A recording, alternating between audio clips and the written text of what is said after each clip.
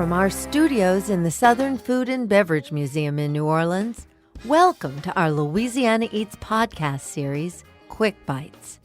I'm Poppy Tooker. Kat Kinsman believes that, quote, an awkward conversation won't kill you. In fact, often it may actually save your life. Since the suicide of Kat's friend and associate Anthony Bourdain, the conversation about mental health and substance abuse in the hospitality industry has come into sharp focus. After all, it's the hospitality industry that takes care of everyone else, while no one's taking care of them. Often with little access to health care, long hours, and never-ending lists of demands, anxiety and depression are rampant. Some self-medicate. Some isolate as they enter what's become known as the empty hour, that time after a shift when the party, often ill-advisedly, ramps up just as the scary feelings roll in. I first met Kat when she headed CNN.com's food-centric site, Eatocracy, where her work garnered a James Beard nomination and where in 2014 she was first encouraged to write a blog about her own lifelong struggle with anxiety. That blog eventually became a very personal and very brave book. Hi, Anxiety. Life with a Bad Case of Nerves. Today, as senior food and drinks editor at Extra Crispy, Kat continues to report on the industry she loves while bravely tackling the mental health crisis that recently has come to the forefront. Kat's created an online forum for the industry, Chefs with Issues, that today is both a website and an active closed group on Facebook. Since Anthony Bourdain's suicide, Kat's been traveling the country creating safe spaces for open, raw, and thoughtful conversation about the industry's mental health and how to figure a better way forward. Kat was in New Orleans recently as part of the new Beyond the Bar initiative from Tales of the Cocktail, an entire new division dedicated to the health and wellness of the cocktail community. We had the opportunity to sit down with Kat and learn how she's leveraging her influential status as a journalist to begin these tough conversations. I'm lucky enough that I've had a public platform for a pretty long time now. Before my current job, I worked at CNN. I started the food website Eatocracy there, and they were forward-thinking and generous enough to let me talk pretty openly about mental health on CNN Living. And what happened from that was I was also the food editor, so I would interview chefs, and they would come in and be talking about their dish, their new restaurant, whatever it happened to be, and we would stop the interview to, change batteries, change, cards, whatever it was. And they would say, hey, could I talk to you for a second about something? And, at first I thought okay, they trust me because of this or that or whatever. And then it happened a second time. And then it started happening more than half of the time. And I thought, there's really, really something going on here that people really just aren't talking about. It's incredible how prevalent this is in the hospitality industry. It is and it isn't. What I found, people always ask, why this industry more than others? They say hey, there are a lot of other high stress professions. There's doctors, lawyers, athletes, all of these things, and they have this huge pressures and all of this. They also have money and resources in a way that people who work in restaurants don't necessarily. What they do have is easy access to cheap, quick solutions. There's always something around, and there's not a taboo around it. Of course, you're going to have, that extra shift drink. Of course, you're going to go out while you're still revved up after work because everybody else is doing it as well. It's right there on premises. The other thing is I always say it's a chicken and egg kind of thing because a lot of people who maybe have these particular issues are drawn to restaurant work for some really great reasons. It's where they find the family and community that they don't otherwise have because, they don't necessarily fit into a traditional, 9-to-5 job.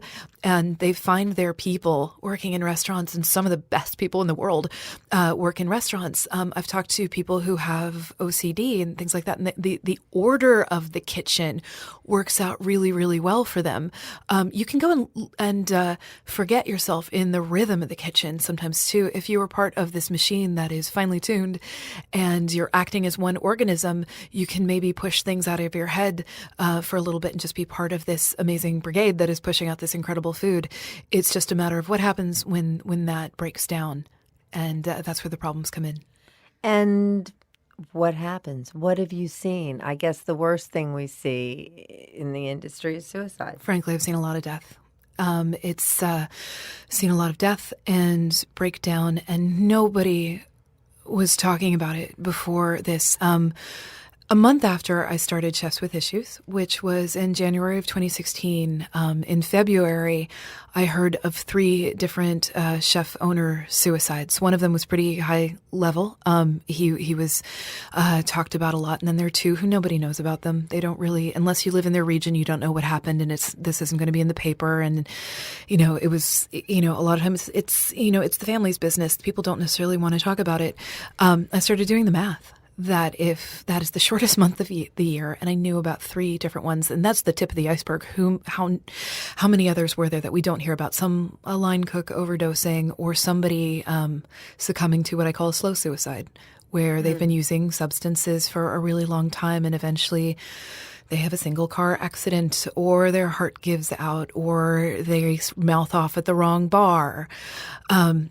People were dying all of the time, and it just gets swept under the rug for all different kinds of reasons. Sometimes it might be considering the family, insurance, taboo. People don't want to necessarily think, hey, that person parties just like me. And oh my God, they don't necessarily want to think about it. And suddenly we couldn't ignore it anymore. Anthony Bourdain killed himself. And that really sent a wake-up call to the industry in a very big way, because he was the epitome of the line cook made good. In his heart, I truly believe that he was the person everybody wanted to know or to be. He was grateful for everything that he got. He didn't think of himself as above anyone else. He treated people with respect and care, and you could always tell that he felt lucky and grateful to have everything that he did.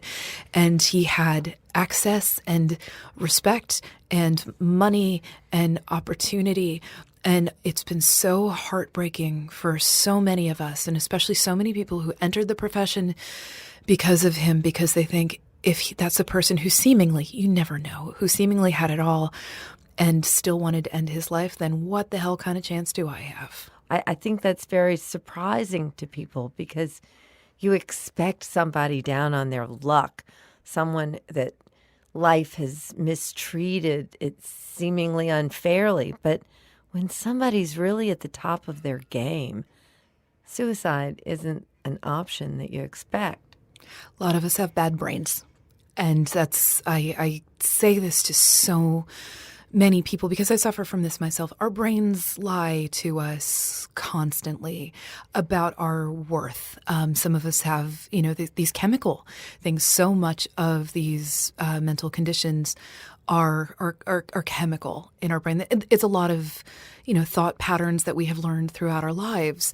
But some of us have brain chemistry that needs to be regulated however it happens to be, or we have to figure out some ways to compensate for it. And if you're a person with a wonky brain, like I am, and I don't presume anybody else's situation, but you can have achieved. I was talking about this with a friend earlier today who was telling me that they were feeling the second that they stopped producing work, even for a minute, that they felt like, what good am I? I know that conversation so well. My brain does that, where I have this balance sheet.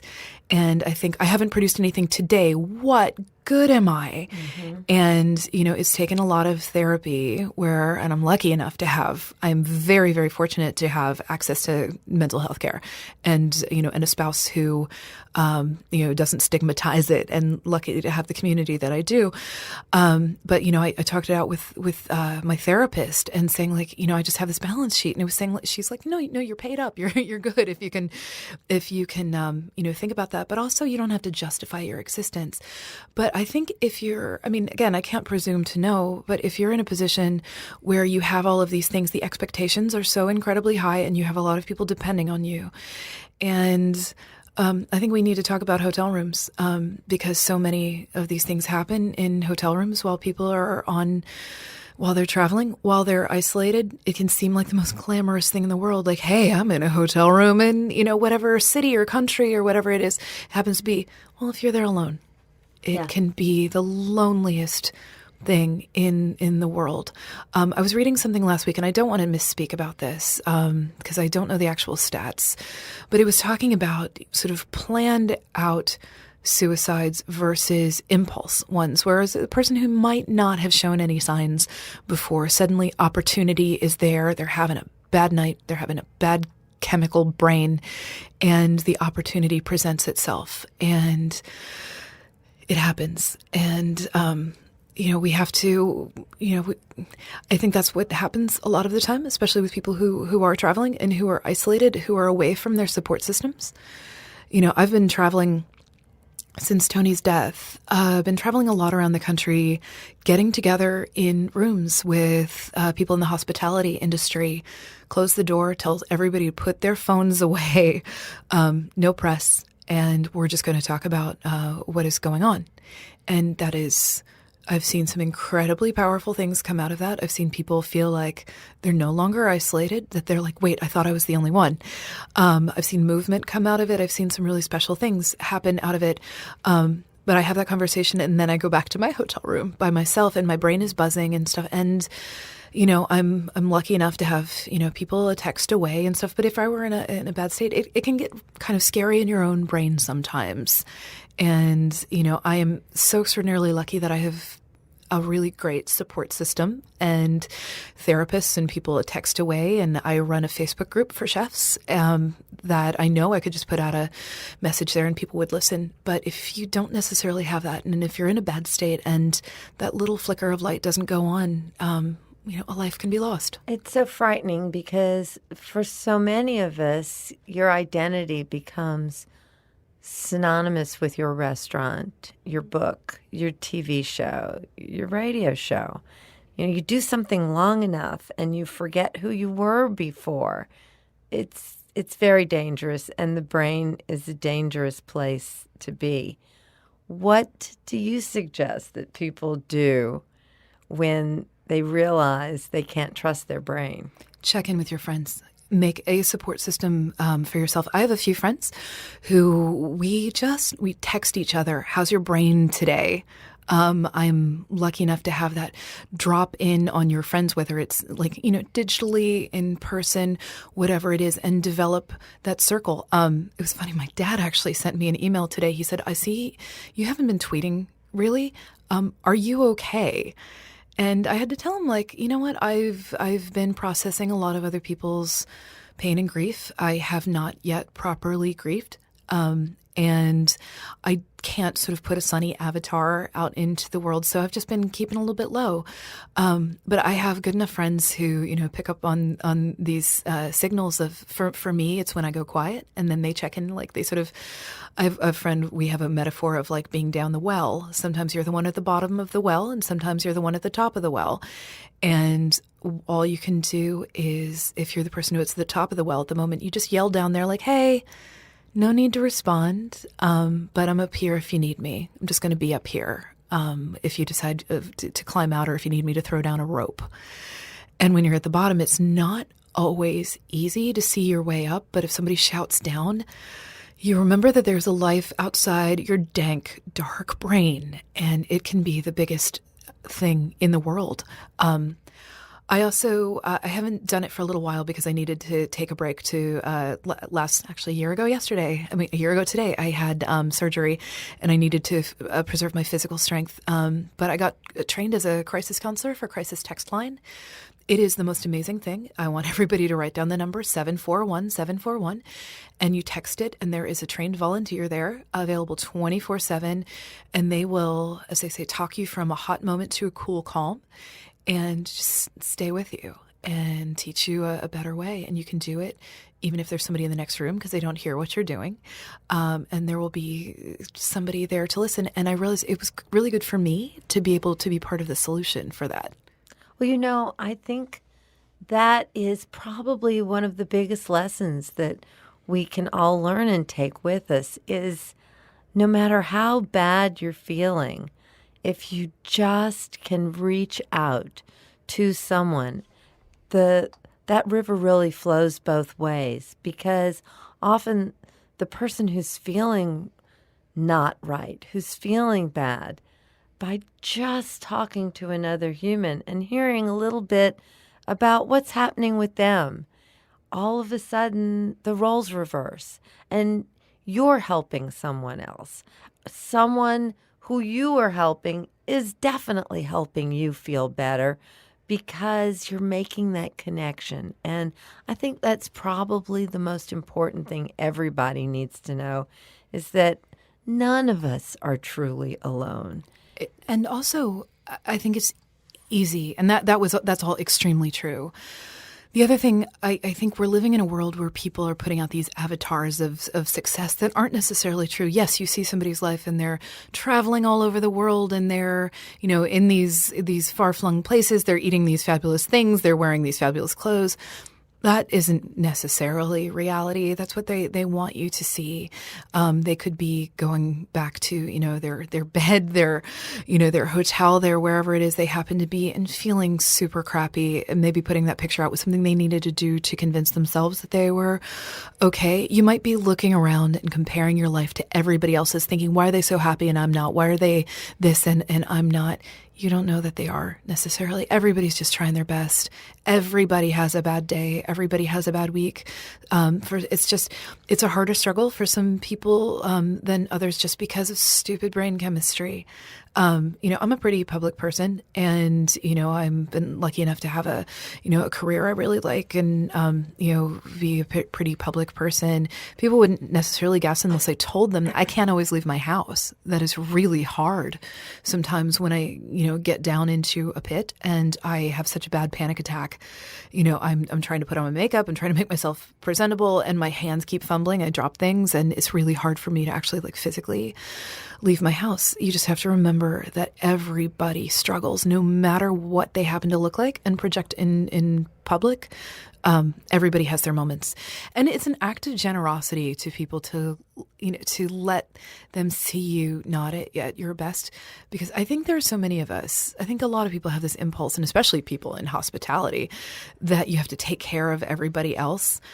Letting somebody else take care of you is that gift of vulnerability that's pretty important. Well, Kat, I'm so grateful that you took the time for us to have this conversation. Give us that number again that people can text. It's 741-741, and it's called Crisis Text Line. You can look it up online. I think they're also available via Facebook Messenger, and they do incredible work. And to all our friends in the hospitality industry, what's your forum on Facebook? Oh, Chefs with Issues. And you can go to chefswithissues.com. And there are links to events and the Facebook group and just come and be with us and heal.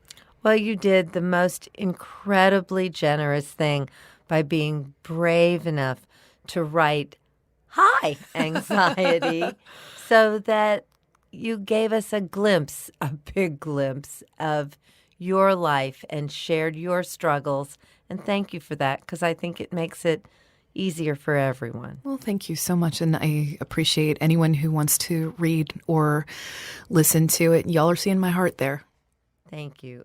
What a good heart that is. Thank you Thank so you much. for sharing that with us. Thank you for having me. That was Kat Kinsman, author of High Anxiety, Life with a Bad Case of Nerves. There is a 24-hour helpline available if you'd like to talk with someone. Call 1-800-273-TALK. But sometimes talk isn't possible. So now there's a 24-hour text line to reach out to for help as well. The Crisis Text Line. Simply text pound 741 741 to start the conversation. You'll find links in today's show notes. If you found this Louisiana Eats Quick Bites podcast helpful, stay tuned for an upcoming Louisiana Eats broadcast, where we will continue to explore the industry's issue with mental health and substance abuse, and what the possible solutions could be. Subscribe to our podcast to be sure you won't miss it. Louisiana Eats original theme music composed by David Pomerleau and performed by Johnny Sketch and the Dirty Notes. Thanks to Sarah Holtz, who produced this podcast, and Maddie Mullidew, our social media maven. Check us out on Instagram, Twitter, and Facebook. I'm Poppy Tooker. Thanks for listening, and thanks to our major sponsors, Camellia Bean, Zatarans, and Rouse's Markets. Visit poppytooker.com to see a full list of our partners. This Louisiana Eats Quick Bites episode was produced by Poppy Tooker Broadcasting.